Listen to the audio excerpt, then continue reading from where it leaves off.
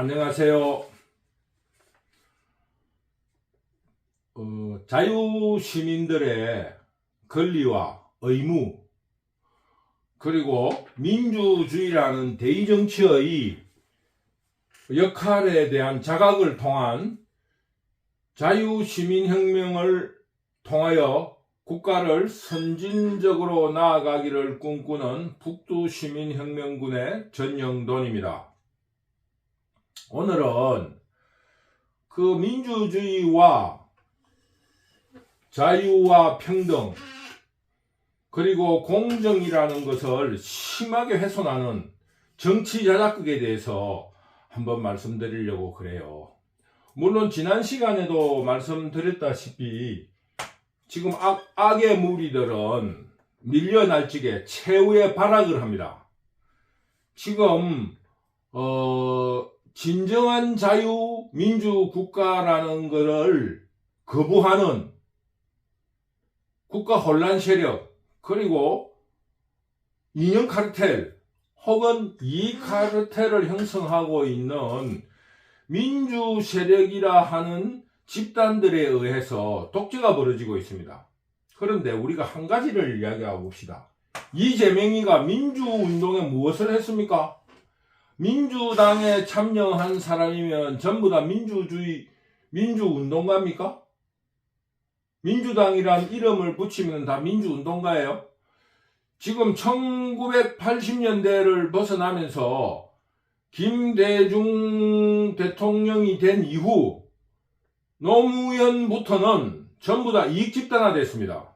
그래서 노무현은 자체로 부정부패로 범죄화하고 있는데도 민주운동이라는 이름으로 그 집단들이 국가를 유린하고 있어요.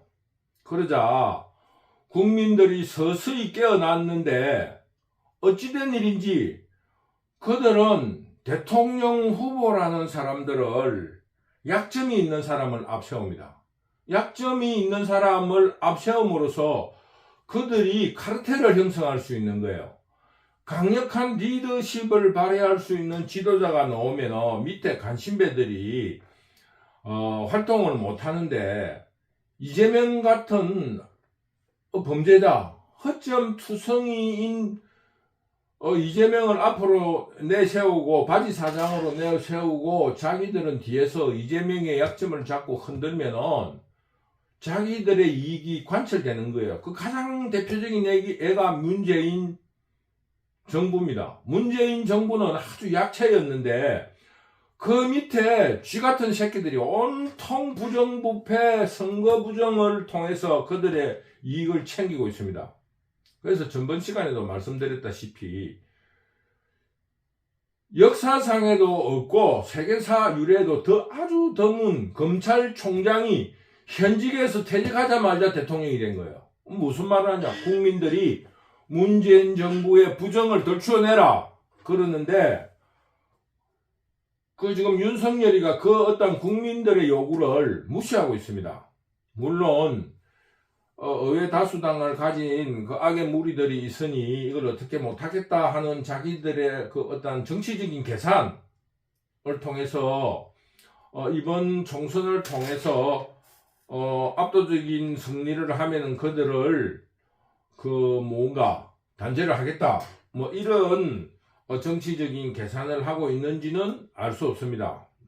그러나 틀림없는 것은 검찰총장으로서 대통령이 된 그것을 윤석열 정부가 국민들의 요구를 받들지 못하고 있다는 것만은 사실입니다. 그래서 그 이야기의 주제는 이재명이를 앞세운 이유는 그 범죄자를 앞세움으로써 그들의 카르텔을 유지하려고 하는 것입니다. 그런데 이제 지금 국민들에게 모든 들통이 나고 지난 선거에서 하나님이 보호하사 윤석열이가 당선되어 그들은 지금 궁지에 몰린 쥐새끼가 돼버린 거예요. 그러자 온갖 국민들을 호도하기 위해서 자작각을 벌리고 재판을 연기시키려고 온갖 수작을 다 하고 지금 발악을 하고 있습니다. 정말 발악이라는 말이 딱 안 맞은 거예요. 그래서 오늘은 자작극에 대해서 이야기하겠습니다. 그 자작극이라고 하는 거는 개인사든 사회에 있어서는 역사에 있어서는 정치사에 있어서는 자작극은 언제나 있습니다. 언제나 있습니다. 언제나 있고 범죄에서도 굉장히 많이 드러나는 사건입니다. 근데 이재명은 범죄자예요. 전과사범이고 지금 죄명이 걸리 있는 재판만 해도 6개입니다. 더구나 막변이라고 판사나 검사를 거치지 않고 변호사가 됨으로써 제일 큰 고객이 누굽니까? 변호사의 가장 큰 고객은 범죄단체입니다. 그래서 이재명이는 국제마피아라, 국제 PJ라 하는 그 어떤 범죄단체에, 왜 범죄단체 아니면은 우리가 그 재판반으로 갈 일이 없어요. 개인적으로는 평생에 한두 번 걸리는 송사가 개인적으로 있을 수 있지만은 아시다시피 뭡니까? 범죄단체, 폭력조직은 그 변호사를 대는 그게 일 아니겠습니까? 그래서, 제가 아는 사람도 범죄단체에 아주 평생을 감옥을 산 사람이 있는데 그 사람도 그런 말을 해요. 그 검사, 변호사 새끼들은 완전히 우리보다 더 못한 나쁜 놈이라고 이야기를 해요. 그런데 이재명이는 사회생활을 거기서부터 시작했으니 범죄에 대해서는 아주 무딘 거예요. 더구나 변호사니까 자기가 어떻게 해결할 수 있다. 이런 정도로 아주 그 법에 대해 우습게 아는 사람이에요. 그래서 나는 이번 이재명의 피습은 자작일 가능성이 90% 이상이다. 저는 이런 말을 하고 싶습니다. 민주당에서 저를 자작극이라고 주장했다 해가지고 명예훼손을 한다는데 저는 북두 시민혁명군으로서 국민들을 계몽할 입장에서 그런 걸 각오하고 말씀드리고 싶습니다. 정치 자작극이라는 기원전 아테네 시대에도 있었습니다. 아주 유명한 알키비아데스라는 소크라테스의 제자가 있었습니다. 인물은 요즘으로 말하면은 그 신전에 깎아난 조각처럼 생겼다 하고 인물이 굉장히 예뻤다 하고 결국은 남자인데도 굉장히 잘생겼다 그러고 그 기록에 의하면은 그 플라톤이 아키비아데스 평전이라는 글을 썼을 만큼 리더십과 이런 굉장히 그걸 했습니다. 그런데 결국은 이 사람이 결국은 그 인물이 잘생기고 그래서 그 여자들의 문제로서 피습을 당해 암살당했다는 사람입니다. 이 사람도 그 아테네에서 스파르타와의 싸움에 있어가지고 자작극을 벌여서 참전을 하지 않고 자기 지지를 획득했다는 그런 이야기가 있어요. 더구나 현대에서는 대만에서 천수베이라는 총독 선거에서 천수베이가 총격을 맞았어요. 총격을 맞아가지고 그 총독 선거에서 총격을 맞았는데 간신히 총독으로 당선되었는데 그 총독이 당선된 이후 총독으로 당선된 이후 임기가 끝나고 진상조사위원회에서 밝혀진 바에 의하면은 그 피습 사건이 자작극이었다는 게 밝혀졌습니다. 그런데 천수배의 하수인이었던 총격을 가했던 그 하수인은 결국 자살이라는 이름으로 죽었는데 그 진상조사위원회에서는 그 천수배의 한 척근에 의해서 암살당했다 하는 게 정설로 지금 나와 있습니다. 그런데 이 정치 자작극이라는 거는 정치에 언제나 있어 온 겁니다. 우리나라 역사에도 많이 있었고 음모론도 많이 있었고 근데 밝혀진 것은 없습니다. 왜? 정치 자작극은 대개 권력자들에 의해서 이루어지니까. 그리고 자작극이 끝난 이후 그 진상을 밝힐 때는 세월이 훨씬 지난 뒤니까 그것이 지금 현재 정확하게 밝혀진 사건은 없습니다. 그런데 오늘 제가 이재명이 정치 자작극에 대해서 말씀드리면서 한 가지 말씀드리고 싶은 거는 이번에 일어난 이재명의 피습 자작극은 의외로 허술해요. 그래서 어쩌면 빠른 시간 내에 밝혀질 수 있다. 역사에 드물게 자작극이 밝혀질 수 있는 사건으로 저는 보고 있습니다. 그래서 자유우파 시민단체에서 지금 현재 이재명의 하수인인 피의자에게 변호사를 붙여서 자작극이라는 걸 밝혀내는 것이 중요하지 않나, 저는 이렇게 생각합니다. 그래서 이 정치 자작극이라는 거는 현대에서도 있었고 기원전 아테네 시대에도 있었습니다. 그리고 현대에도 비일비재하게 일어나고 있고 사건에도 일어나고 있고, 자작극이 이상한 말이 아닙니다. 민주당에서 자작극이라는 말에 대해서 굉장히 민감하게 생각하는데 이거는 당연히 자작극이라고 의심해야 하는 겁니다. 나는 그렇게 생각합니다. 그 중요한 이유가 몇 가지 있습니다. 첫째, 시나리오 상으로 보면 이런 거예요. 내가 음모론이 아니라 실질적으로 상식의 입각에서 몇 가지 말씀드리겠습니다. 우리가 어떤 사람에게 피해를 준다고 할 때 내가 당신을 피해를 줄 것이요 하고 의심이 된다든가, 혹은 내가 피해를 준다는 사람이 앞으로 범인이 파란 모자를 쓰고 남들하고의 다른 특별한 복장이나 비표시를, 비밀 표시를 하고 이재명 앞에 돌아다닌다. 이게 있을 수 있는 일입니까? 나는 이거 불가능하다고 봅니다. 그래서 그 사람이 왕관 같은 남이 쓰지 않는, 더구나 옷을 입은 것도 아니고 머리 위에 대중들이 모여 있을 때에 가장 표시나기 쉬운 왕관으로, 파란색 왕관으로 나는 이재명이다라는 남이 잘 쓰지 않는 그런 비밀 표시로 머리에 왕관을 쓰고 있다. 이거는 대중들이 밀집해 있었을 때 그 사람이 눈에 띄기 쉽게 한 거 아니겠습니까? 그랬을 때 이재명과 누구하고 밀약된 사람이, 저 사람이 머리에 파란 왕관을 쓴 사람이 우리의 하수인이다. 반드시 이재명과 서로 작전을 짰을 거라고 봅니다. 완장을 창구 따고 별에 대중들이 밀집해 있을 때 왕관을 쓰고 있다는 그것만큼 식별이 쉬운 것도 없잖아요. 그러니까 왕관을 쓴 거야. 그러면서 그 앞에 여러 번 돌아다니면서 이재명에게 인식을 시켜준 거야. 이 사람이 당신을 피습을 할 거다. 두 번째로, 피해를 입히러 칼을 찌를 적에 큰 소리로 대표님 사인 하나 부탁합니다라고 큰 소리로 위협적으로 사인을 준 겁니다. 세 번째, 그러자 이재명은 기다렸다는 뜻이 뒤로 발라당 넘어집니다. 발라당 넘어져 버립니다. 그런데 눈 감고 누워 있어요. 여러분, 우리 생각을 상식적으로 생각해 봅시다.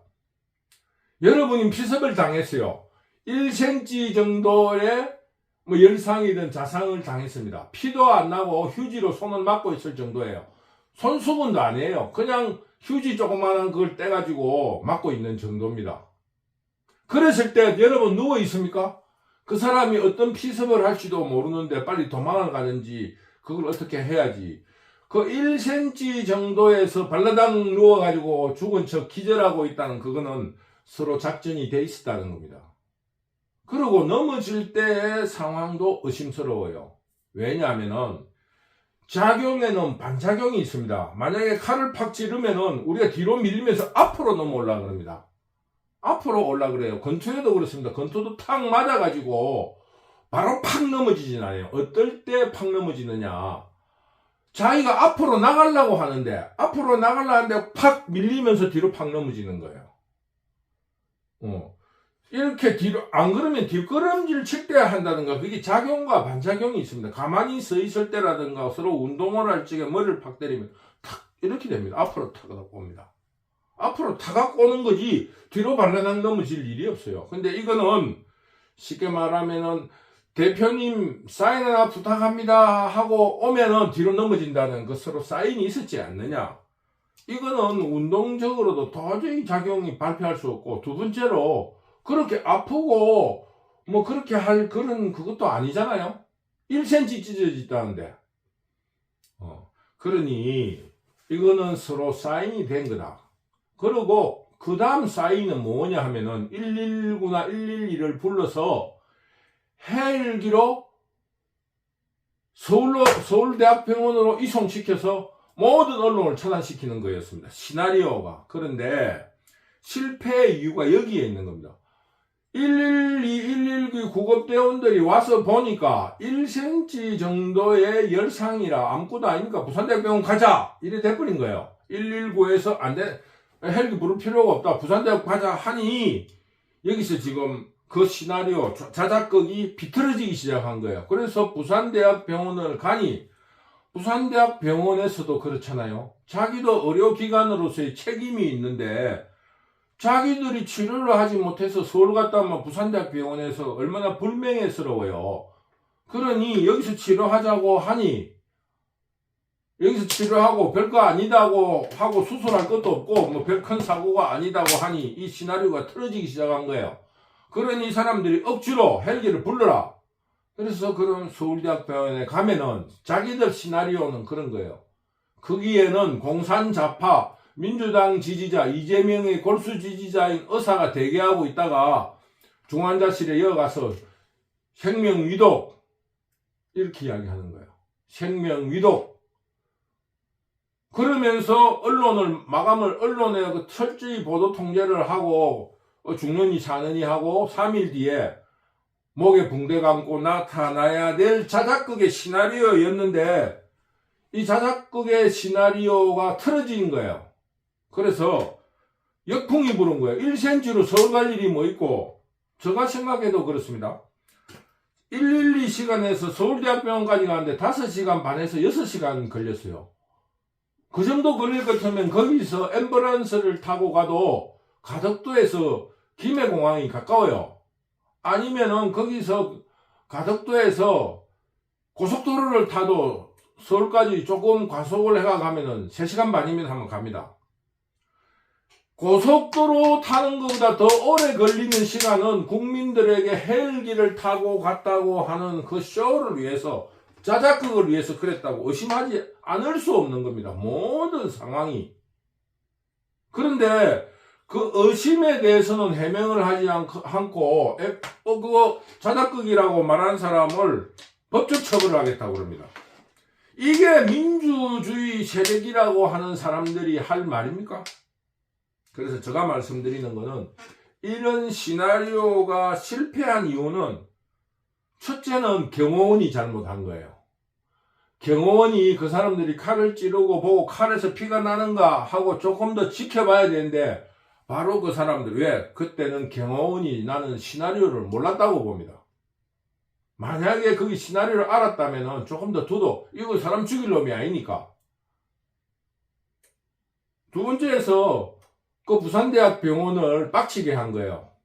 부산대학병원 사람들한테 그 고분고분 설득을 해야 되는데 이 국회의원들 해놓으니까 권력으로 윽박지르던 버릇이 있으니까 그거를 그 부산대학 의사들한테, 그래 부산대학 그 병원의 의사들, 의료진들이 빡친 거예요. 이 새끼들 미친놈이나 이래 된 거예요. 세 번째는 요즘 영상이 유튜브 방송국도 많고 그게 많잖아요. 그러니 그 영상에 의해서 조작이 불가능했다. 지금 현재 칼은 왼손에 쥐고 오른손으로 찔렀는데 오른손은 젓가락이다. 그런데 그 상처가 열상이니 젓가락과 열상은 일치한다. 이래서 이 조작극이라고 지금 벌컥 뒤집힌 거예요. 그 다음 두 번째로 서울대학병원이 미친놈들이다. 부산대학병원에서 치료를 하려는 거를 5씩이나 와가지고 치료하는데 무슨 응급이란 말이냐. 응급이면 거기서 치료해야지. 이 논리적으로 많지 않다. 조작극이다. 자작극이다. 이 뭐 말을 할 수 없는 거예요. 내가 봐도 틀림없는 자작극입니다.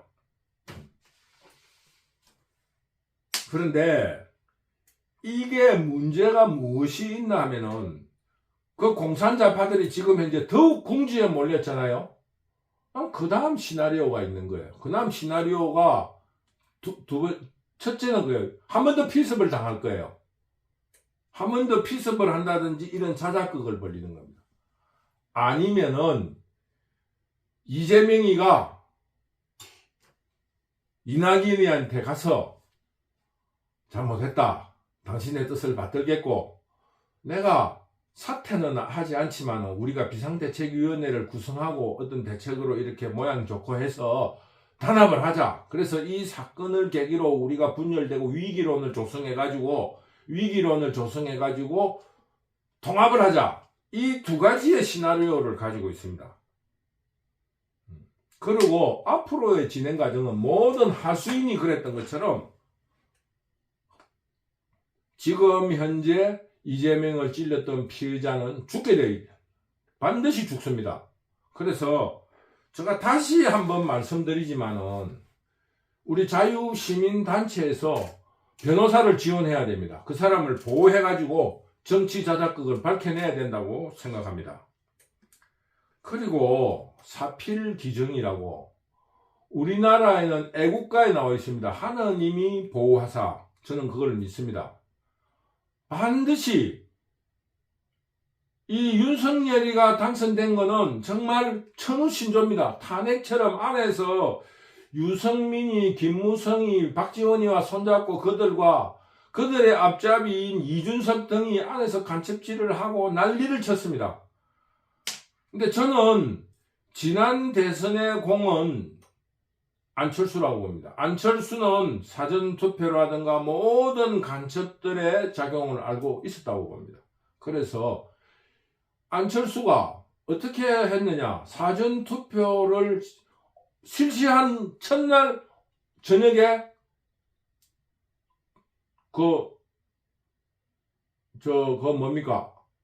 후보 사퇴를 하고 윤석열 지지를 선언했습니다. 그거 왜 그랬겠습니까? 투표용지와 사전투표의 모든 그들의 프로그램이 진행된 이후에 했다는 겁니다. 그럼으로써 0.7% 간신히 이긴 거예요. 그 만약에 그 그대로 그 전에 단합 후보 사퇴로 단합됐다 하면은 좌파에서 부정선거라든지 어떤 조작을 통해서 윤석열이가 당선될 수 없었다고 저는 확신합니다. 그런데 제가 말씀드리는 것은 그러나 하느님이 보호하사 우리나라를 구해낸 겁니다. 윤석열이가 당선 0.7%라는 극적인 선거로서 지금 이재명의 자작극이 들통난 것도 사필기정 하느님이 보호하사 우리나라를 보호하고 있다고 저는 확신합니다.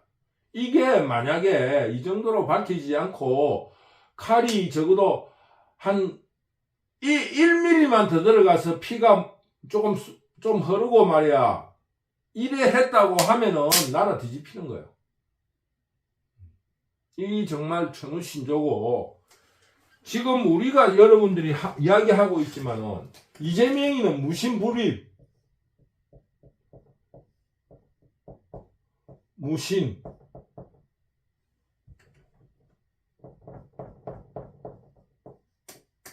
무신불입이라는 공야말처럼 이제 민주당은 일어설 수 없습니다.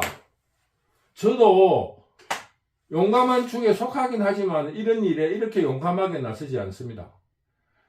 지금 유튜브로 공개적으로 제가 밝히는 겁니다. 이제 공산자파를 물리칠 절호의 기회입니다. 반드시 이번 총선에 완전히 밀어내야 됩니다. 그리고 저는 전라도 사람들을 좋아하진 않지만 경상 사람도 별로 좋아하진 않아요. 남을 별로 좋아하지도 않고 그냥 보통으로 일상으로 관계를 맺고 대하는데 전라도 사람도 그렇습니다. 그런데 전라도는 싫어합니다. 왜? 나하고 잘 지내는 전라도 사람도 그 전라도 사람 내하고 잘 지내는 전라도 사람 둘이 만나면은 전라도가 되잖아요. 거기에는 이때까지 나하고의 관계라든가 있었던 이야기가 전혀 무리됩니다. 거기는 완전히 무효가 되고 전라도라 하는 그 무효가 생깁니다. 거기는 범죄도 관계없고 무슨 동지의 동족의 손은 애향심 이런 거로 이해할 수 있는데도 거기에는 정의가 없습니다. 전라도에는 정의가 없습니다. 전라도 사람은 정의가 있습니다. 전라도 사람은 정의가 있는데 저는 전라도 사람도 똑같이 잘 어울려요. 잘 어울리고 그 사람도 내하고 잘 어울려요. 근데 나는 간단히 말하면 그 처갓집이 전라도입니다. 처가 전라도 사람 잘 알아요. 근데 전라도 사람은 내하고 우리 처갓집 식구도 개인적으로 만나면 좋아요. 근데 그 처갓집 식구 둘이 만나면 내려고 하는 거예요. 예를 들면 그래서 저는 처갓집 사람들도 개인적으로 내한테 다 잘해요. 내가 성질도 한 성질하고 이렇게 다 잘해요. 내 앞에 오면 꼼짝을 못해요. 그런데 둘이만 만나면은 이상해지는 거예요. 저거들끼리 만나면 이상하는 거예요. 오늘 가면 다 개인적으로 좋아요. 하루 잠 저거끼리 자고 나면은 또 분위기가 다른 거예요. 물론 그러면은 또 내가 시각 교정을 시키고 또 이래 정리를 시키긴 시키는데, 저는 전라도 사람은 좋아한다는 게 아니라 보통 사람하고 똑같아요. 전라도 사람은 뭐 똑같아요. 경상도 사람. 근데 경상도하고 전라도 있으면 전라도는 싫어합니다. 전라도는 싫어해요. 뭐 그런 게 있습니다. 그런데 그거를 왜 이야기를 하냐면은, 전라도 사람은 그래요. 전라도가 이재명이를 지지해가지고 무슨 이익이 있습니까? 전라도 망하는 거예요. 물론 사탕을 하나 얻어먹기도 하고 엿을 얻어먹기도 하고 뭐 간단한 거는 얻어먹을 수 있어요. 근데 자기가 망하는 거예요. 김대중 대통령 이후의 민주당은 당이 아닙니다. 전라도 사람들은 알아. 전라도 사람은 다 그걸 내하고 이야기해보면 다 그걸 알고 있습니다. 근데 전라도는 몰라요. 그래서 전라도요, 이라는 말이 맞아요. 전라도요, 정신 제발 차리세요. 전라도 사람들 이야기해보면 안 그래요. 이재명이 이야기하면 다 알아요. 전라도에 건설한 사람, 건축한 사람 있어요. 대장동 사건, 사건 이야기하면 다 알아들어요. 도둑놈이라 그래요. 그러면서 기껏 한다는 소리가 그거예요. 정치한 놈이 이재명이만 도둑놈이냐, 도둑질 안 한 놈이 있나, 이런 식으로 이야기하고 이재명의 죄에 대해서 다 인정을 합니다. 그런데 저거들끼리 만나면은 도둑놈 아닌 놈이 어디 있노? 이런 식이에요. 그런데 김대중 때는 그 명분이 있었어요. 뚜렷한 명분이 있었어요. 지역차별에 대해서도 이야기할 수 있는, 눈에 보이는 게 있었고, 호남고속도로도 안 닦였고, 지금도 호남고속도로 우리 처갓집 한 데 가보면은 도로가 너덜너덜하고 폭이 좁고, 영남 사람들 이야기로는 그 인구가 작으니까 차선이 작은 거 아니냐, 이렇게 변명, 나도 그래요. 이야기하지만은 실제로 그거는 전라도 사람 이야기할 수 있어요. 전라도가. 지금 그렇지 않잖아요. 서해안 시대가 열려가지고 지금 그 서해안 그쪽도 엄청나게 발전했지 않습니까? 이제 지역차별 문제가 없어. 민주주의 다 이루어졌어. 저거들 말대로. 지금 저거들 말대로 지금 김건희가 그 사창가 출신이라고 이야기까지 하잖아요. 지금 전라도도 긴 안목을 두고, 저는 전라도 사람한테 이야기하는 게 아닙니다. 전라도도 긴 안목을 두고 이재명이를 철길해내야 됩니다. 안 그러면 전라도 다시 망합니다. 그래서 이번 정치 자작극이 들통남으로써 우리나라는 다시 하나님의 보호하사, 지금 공산자파 혹은 유튜브에서 말하는 좌파 빨갱이들을 완전히 드러내야 됩니다.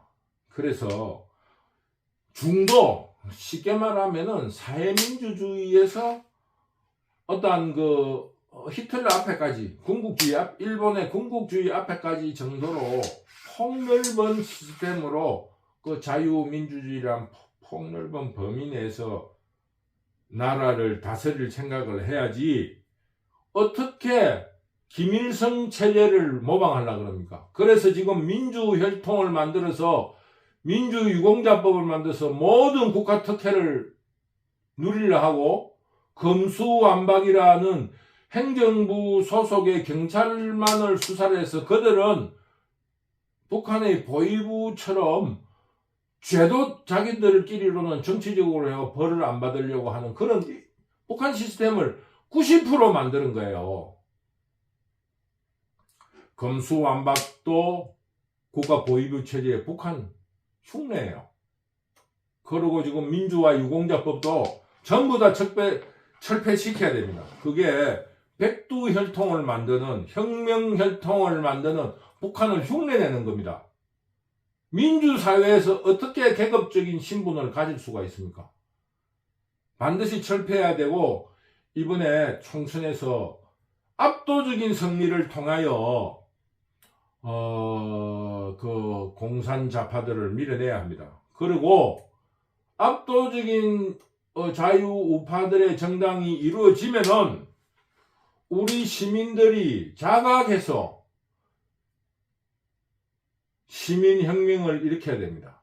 그래서 진정한 그런 경험을 통한, 역사적 경험을 통한 진정한 선진국으로 나아가는 대한민국을 건설해야 된다.